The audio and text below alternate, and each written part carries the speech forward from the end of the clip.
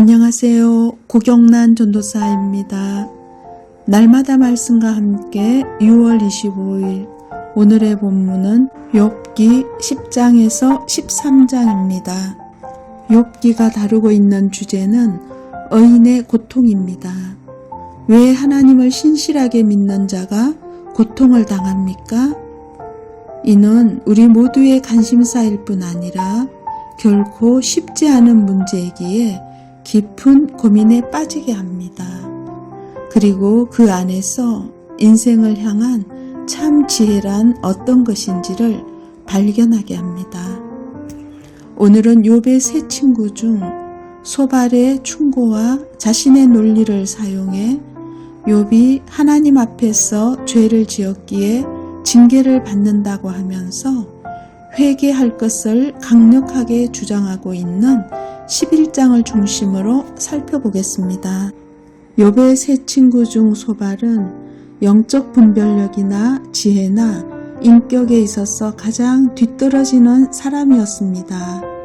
11장과 20장에서 소발은 자기의 생각을 이야기하고 있는데 그의 말은 다분히 감정적이고 편견에 사로잡혀 있으며 자신의 주장을 절대 진리처럼 확신하고 있음을 볼 수 있습니다.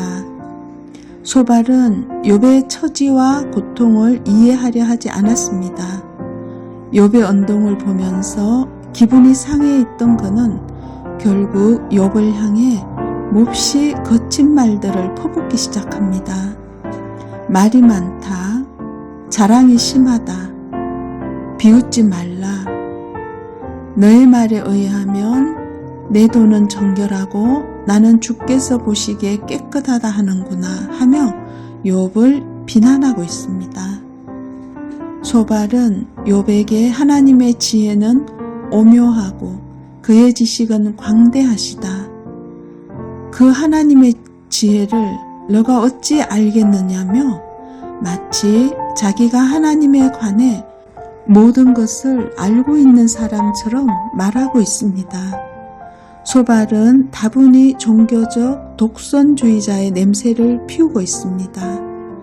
합리적인 논증을 펴지도 않고 전통적인 지식을 근거로 자기 주장을 하는 것도 아닙니다. 단지 너는 알라 이렇게 소리치는 그의 말은 흑백 논리나 자기가 확신하고 있는 몇 개의 교리적 주장을 펼치고 있는 것입니다. 우리들 주변에서 보면 가끔 잘 믿는다고 하는 사람들 가운데서 비슷한 독선에 빠지는 경우가 있습니다. 이런 사람은 하나님을 알면 알수록 더 해를 끼칠 수 있는 사람입니다. 나에게는 이런 경우가 없었는지 한번 돌아보시길 바랍니다. 우리는 항상 겸손해야 합니다. 특히 하나님에 관해 모든 것을 다 아는 것처럼 생각하면 안 됩니다. 그리고 다른 사람들을 멸시하면 안 됩니다. 성경은 하나님이 누구시며 그의 선하신 뜻이 무엇인가를 가르치고 있지만 아무리 배우고 깨달아도 부분적으로 아는데 지나지 않습니다.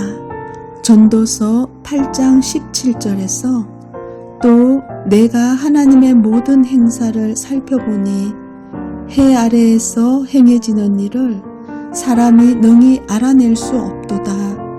사람이 아무리 애써 알아보려고 할지라도 능히 알지 못하나니 비록 지혜자가 안으로 할지라도 능히 알아내지 못하리로다 라고 했습니다. 그러나 소발의 말 가운데 우리가 귀담아 들어야 할 진리가 숨어 있습니다. 11절에 하나님은 악한 일은 상관하지 않으시는 듯하나 다 보신다고 합니다. 악이 우세해 보이는 현실 앞에서 답답할 때가 많으며 경우에 따라서는 믿음이 흔들리기도 합니다. 이는 도저히 눈떠고는 볼 수 없는 세상의 악들을 하나님이 방치하시는 것이 아닌가 생각되기 때문입니다.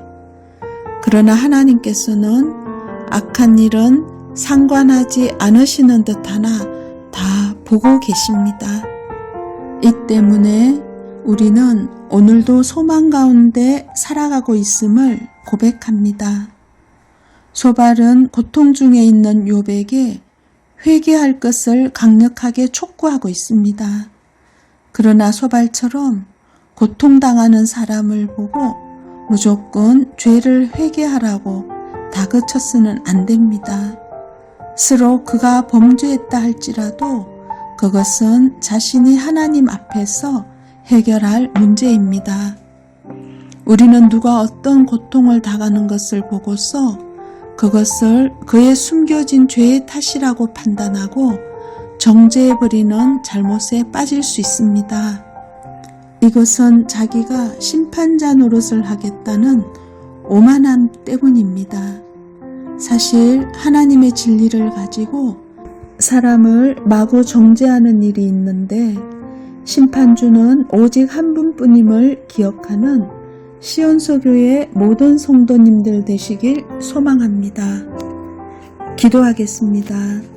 하나님 아버지, 우리 주변에 고통 가운데 있는 사람들을 잘 돌아보기 원합니다.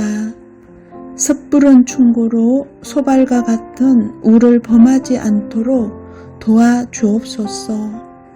좋은 말이 양약이 되어 사람을 살려내는 은혜를 시온소교의 모든 성도님들에게 부어주옵소서.